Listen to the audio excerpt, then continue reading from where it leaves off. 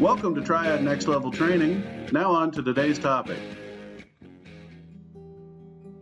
Today we're going to be looking at the foundation schedule, who's responsible for each activity, which trades are involved, and what's our procedure if a trade's not going to be done with something on their assigned day. And so beginning at the very top, you have the builder pre-con, which will be done by the foundation manager.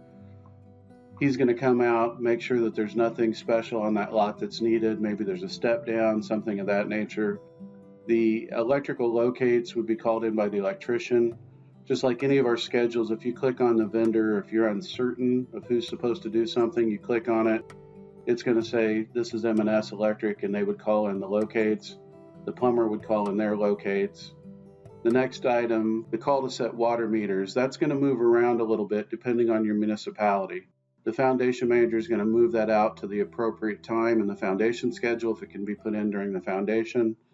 If not, that'll need to go on to your frame schedule, which would auto-populate if it wasn't completed when the foundation's done, and you would install that water meter at the correct time in your municipality. Foundation start, order portage on, and set barricade permit and plans will all be done by the foundation manager. The first item that you're going to report on is the rough stake. To know whether this has been done, you would look out at the pad, and what you should see is 4 stakes sticking up at the corner of the pad that have a ribbon on the top. It's going to be a wooden stake with a ribbon on the top. That the surveyor would come out and do that. That lets the landscaper know for the next day what area he needs to pad grade. So if that item's done, you would check it off as complete. If it's not done by 1 o'clock, you would call the trade, make sure they're still coming out to get it done that day. As long as they say they are, you let the schedule keep moving. If for some reason they say they're not going to be able to be out, you would call the next trade involved, in this case, which day 2 would be the landscaper on every one of these items, the install silt fence, pad grade, temporary drive, and let him know it was not going to be ready for the next day. You would move both of those items a day. So you'd move the rough stake from today to tomorrow, and then the items on day 2 from tomorrow to the next day. And then the foundation manager is going to be checking that and looking for any spikes in activity where he needs to level the volume out. And so he'll be adjusting that schedule back later on to make sure it gets back into sequence and we get things done in the time frame we need. So to repeat that, as a builder, if you're uncertain on whether a trade's going to be done, you call them at 1 o'clock if they haven't gotten to the job site yet and say, are you still going to get this done today? If they say they are, you go ahead and leave it and let it go and check it for completion the next morning. If for some reason they never got there and the second trade shows up and the job's not ready, the first trade would be responsible for any trip charges that were incurred.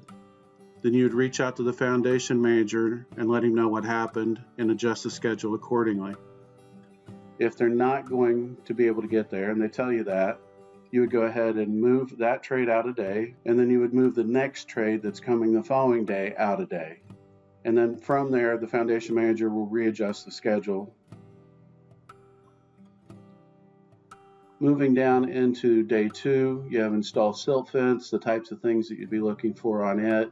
Did they run it in the areas that they need to run it? Obviously at the front of the house, up by the street, sometimes on the side yards if needed, sometimes in a backyard if needed. It all depends on that particular pad.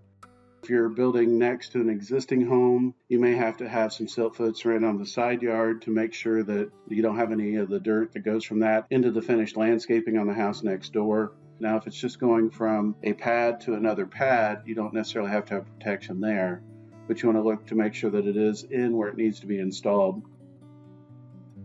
Secondly, the thing that you want to check is the silt fence installed correctly. Is it trenched down into the dirt? Is the fence up and tight? Those types of things. On pad grade, they're going to come in, they're going to push the vegetation off the pad. At this point, they should really establish all the swales, making sure the property is going to drain properly. There shouldn't really be any dirt piles. The pad should be leveled within their quality standards at this point as well. If you go watch a video on QC pad grade, that's going to let you know what they should be doing. Then the third item on day 2 is the temporary drive. And on the temporary drive, you want to make sure it's cut down from the curb. It shouldn't be up flush with the curb. The quality standard states that it should be dropped down so that we don't have to remove that stone later. And then also, is there fabric located underneath it to keep the mud from pushing up through it? Does it run back the required depth? Those are the types of things that you're looking at on temp driveway to make sure that they're done correctly. Also in that day, you do the QC pad prep, so you need to go watch the video on it and make sure you're aware of the things you need to be checking on that QC. Moving into day 3, you have the accurate stake and set saw service. On the accurate stake, the surveyor is going to come back out. He's going to put in some wire stakes with some ribbon on the top, and he's going to mark the corners of the house. And so when you go out, it should look something like this, marking the corners of the house. The other item is set saw service. On this day, the electrician should be coming in and installing the saw pole or the temporary power pole, whatever you want to call it. Day 4, you have the box slab. That's when the concrete person's going to come out and they're going to put forms up on the back and the 2 sides. Now, per our quality standards, that's supposed to be all the way down. What you're going to find that happens is they come in at this point a lot of times and just use a 2x4 to identify where the actual edges of the back and the sides of the home are so the plumber can pull his plumbing pipes. But they'll come back in and change those out when they dig the footings and drop them down to the correct depth.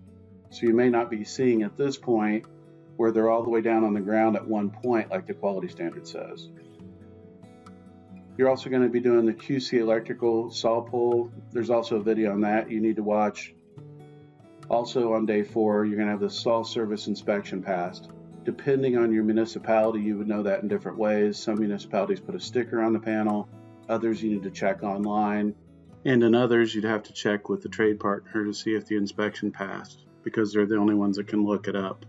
Whatever you need to do in your municipality to make sure that that's been done, you would do that. Day 5, you have form check.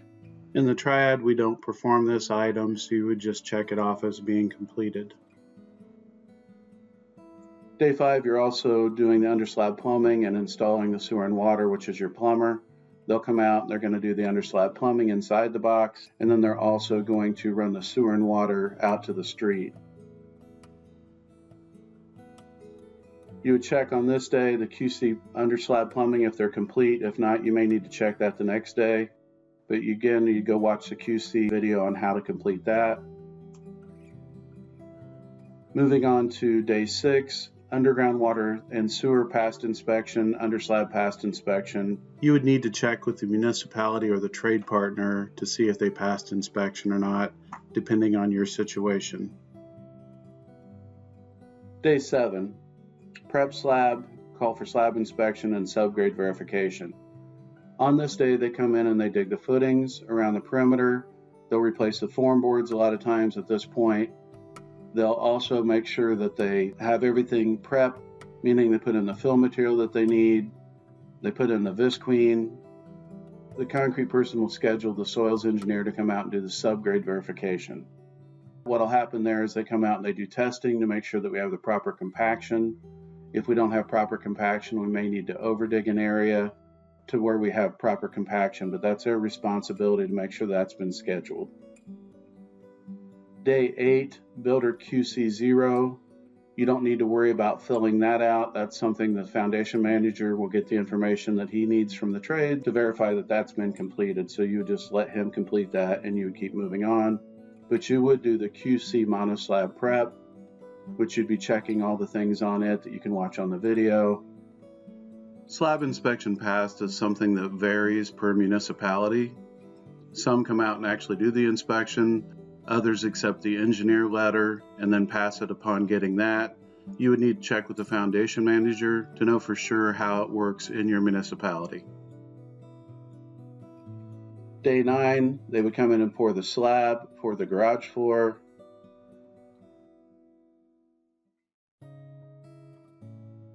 Day 10, they would have their driveway inspection passed by the municipality. The concrete person will schedule that.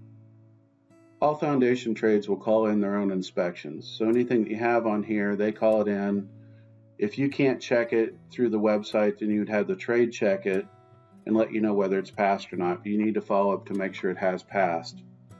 At this point, you'd want to order the dumpster. That would be on you to order it if you need one in your community. They would pour the drive, the lead walk, the patio, the public walk.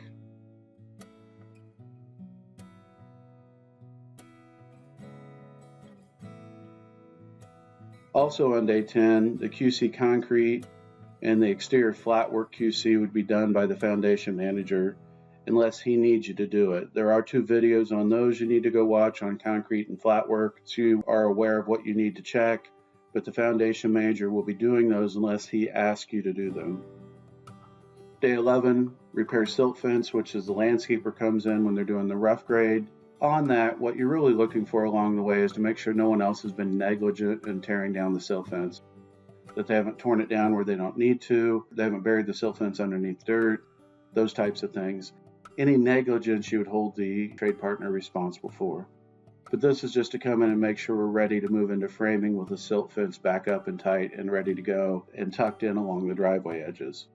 They'll also be doing the rough grade where they'll be coming back in, dressing up any swales that may have been affected, making sure they backfill all the concrete, making sure the house is going to drain properly, those types of things.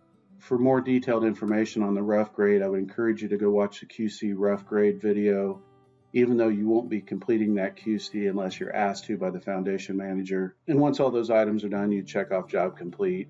Thank you for watching this session of Triad Next Level Training.